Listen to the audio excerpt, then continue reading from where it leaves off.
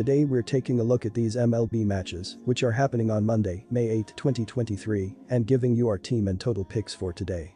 Welcome back to High Stakes. Before we dive into our video, don't forget to subscribe and to push the notification bell so you don't miss any of our videos.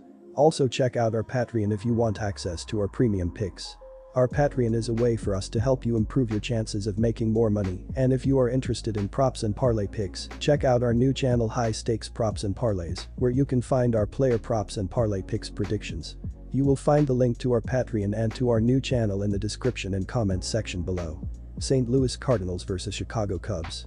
St. Louis enters this game coming off a series loss against the Tigers, in which they dropped the first two games, then avoided the sweep in Game 3. In their most recent 12-6 win, Steven Matz got the start and the win for the Cardinals, tossing 5.1 innings and allowing 5 hits that resulted in 1 earned run. From then on it was a bullpen game for the Cardinals, with James Nail allowing 3 unearned runs and Jojo Romero allowing 2 earned runs in the 6th, in an otherwise solid performance from the pen. On the offensive end, the Cardinals totaled 10 hits and 12 runs in the game. Paul Goldschmidt had an outstanding game, going 4-5 with 3 home runs, 4 runs scored and 4 RBIs. Brendan Donovan and Andrew Knizner had the team's only other multi-hit games, both recording 2 knocks. Overall it was the offense carrying the Cardinals to the win in this one.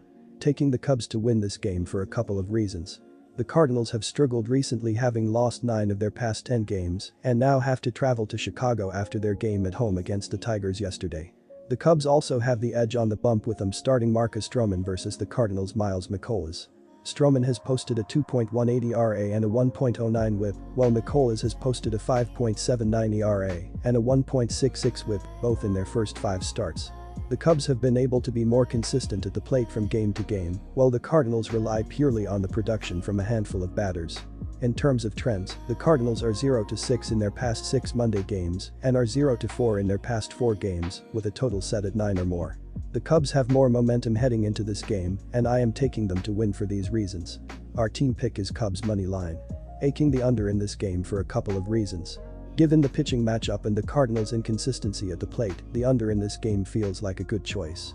Mikolas hasn't pitched the best this season, but is coming off an outing in which he pitched 5 innings and allowed only 3 runs. Meanwhile, Stroman has been impressive this season, posting a 2.18 ERA and a 1.09 WHIP in his first 5 starts. Both teams' bullpens have also performed fairly well, so given this game goes under in the first 5 innings, we should see the game finish under the total. Both teams should be good for a couple of runs, and as long as Goldschmidt doesn't go 4-5 with 3 bombs again, this game should go under fairly easily. In terms of trends, the Cardinals have gone under in Mikolas' past 7 starts on the road against a team with a winning record, while the Cubs gave gone under in Stroman's past 5 starts during Game 1 of a series, as well as in their past 5 games against a right-handed starter. For these reasons, I am confident in taking the under for this game. Los Angeles Dodgers vs Milwaukee Brewers. The Dodgers have won 7 of their last 8 games, including a 2-1 pitchers duel with the San Diego Padres, 18-6, third in NL West, on Saturday. Outfielder Chris Taylor broke a scoreless tie by hitting a 2-run blast in the 4th inning off San Diego starter Blake Snell, 1-5, 4.89 ERA, for all the offense the Dodgers would need. Snell had retired the first 11 batters prior to walking catcher Will Smith and giving up the home run. Dustin May, 4-1, 2.68 ERA, pitched 6 strong innings and allowed no runs and 3 hits while striking out 6 San Diego batters. Outfielder Fernando Tatis Jr. went 3 for 4 with a double and an RBI for the Padres in the loss.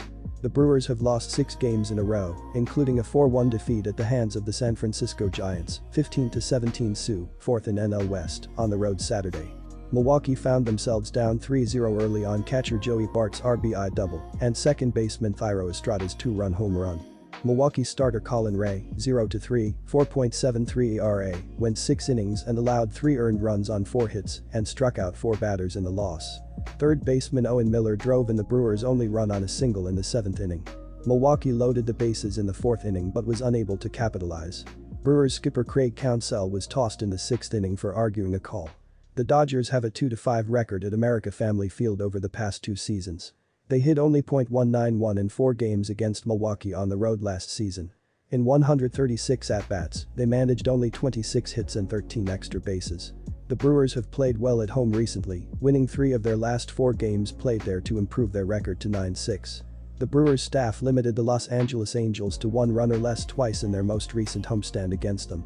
The Dodgers have lost 3 of their previous 4 games on the road and are playing at .50088 away from their home stadium so far this season.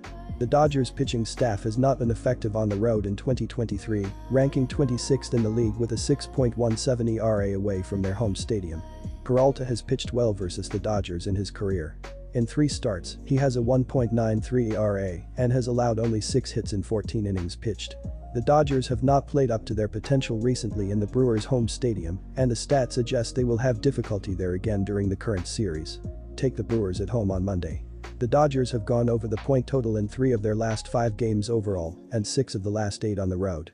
Their offense is trending upward, having scored 10 or more runs in 3 of their last 5 games. Los Angeles is currently ranked 5th in the majors in runs scored per game, 5.58, 2nd in ISO, and 4th in home runs per game and slugging percentage, so they are capable of scoring in bunches, even against a solid pitching staff like Milwaukee's. In the last 2 games between these teams, the Dodgers scored a combined 22 runs. The Brewers are 15th in runs scored per game and score an average of 4.60 runs at home, so they can also put runs on the board. Milwaukee's opposition has scored 6 or more runs in 3 straight games. The Dodgers pitchers have an ERA over 6 on the road so far this season. The Brewers pitching staff has allowed 6 or more runs in 3 of their last 4 games. Most signs and trends point to a slugfest between these 2 teams on Monday. Take the over. Chicago White Sox vs Kansas City Royals. The White Sox enjoyed their best defensive output of the season on Sunday as they took the rubber match of a weekend series in Cincinnati, 17-4. Chicago cranked out 18 hits and used an 11-run second inning to get ahead. It was the most runs ever scored by the White Sox in the second inning, besting their previous mark of 10 set in 1935. 11 runs was the most by Chicago in any inning over the past 16 years. With 2 straight losses to the Athletics to begin the weekend, the Royals dropped to 8-26 and entered Sunday's series finale tied with Oakland for the worst record in baseball. Fortunately for Kansas City, catcher Salvador Perez powered the Royals to a 5-1 win to avoid the sweep. Perez went 3-for-4 on the day and belted his 7th home run of the season. Nick Pratto drove in a pair, and starter Ryan Yarbrough, 1-4, was solid on the mound as he earned his first win of the season despite exiting the game in the 6th inning after getting hit by a line drive. I look for the White Sox to pick up a road victory on Monday with their ace on the hill. When Cease has struggled this year, it's been at home. On the road, Cease is 1-0 with a 2.93 ERA this season in 3 starts. He's also had tremendous success in the 12 career starts he's made against Kansas City, posting an ERA of just 2.58. Offensively, neither team stands out as being a major threat. The Royals have finally started producing over the past week, but their numbers at the plate this season some of the worst in baseball. Chicago is dealing with injuries, but that is nothing new to them.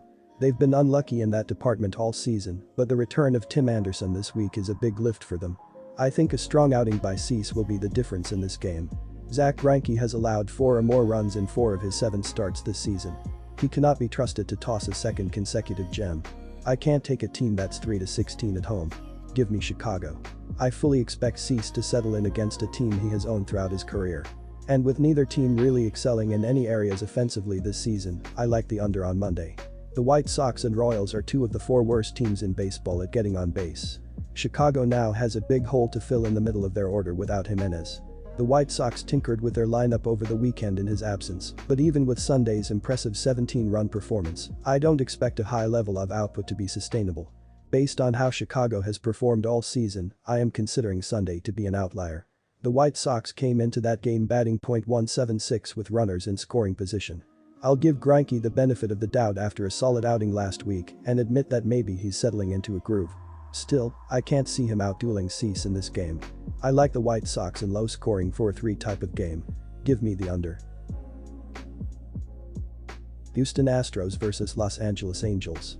Houston took a 3-0 lead into the 8th inning on Saturday, with a series win over the Mariners only 6 outs away. They proceeded to allow 7 runs in the 8th, losing that game 7-5. In Sunday's rubber match, the offense mustered 1 run to lose the series. While the lineup isn't entirely to blame for the 2 losses, Houston's offense is far behind their pitching this season. The team is 15th in runs per game, squarely in the middle of the league. However, they're 20th in batting average, 21st in OBP, 27th in slugging percentage, and 24th in home runs with only 30 bombs through 34 games. Last season's championship club was top 10 in all of those statistics sans batting average.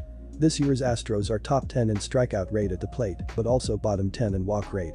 Thankfully, reinforcements are imminent, with former All-Star Michael Brantley due back this week, along with Chas McCormick, another solid hitter. Jose Altuve should be back by the end of the month too. Sandoval struggled with the Astros last year, but this iteration of the Houston lineup isn't nearly as dangerous.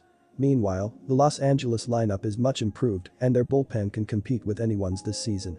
Hunter Brown has been strong this season, especially on the road, but these Angels are a tough test for a young pitcher. The way things stand now, the Angels have the better lineup in this game. The starting pitcher battle is even, and so is the parade of relievers that could follow. Roll with the home team to take the first game of this 3-game set. Our team pick is Los Angeles Angels. Friday's series opener against the AL West leading Texas Rangers went exactly how the Angels planned it to. With a chance to win the series in the following 2 games, Los Angeles pitchers allowed 26 runs in losing efforts. In a stretch starting with the 9th inning on Saturday and ending after the 4th inning on Sunday, the Angels allowed 18 runs. They took a 3-0 lead in the first on Sunday, but it was quickly erased and forgotten. An Angels staff that's 15th in ERA will rely on Patrick Sandoval to restore order. Sandoval has been fantastic this season, only allowing more than 2 earned runs once over his first 6 starts. Walks have been a bit of an issue, but he's still on pace to set a personal best in ERA for a single season. Houston roughed Sandoval up a bit last season, scoring 6 runs, 5 earned, and 9.0 innings against him, so he'll have to be sharp in this one.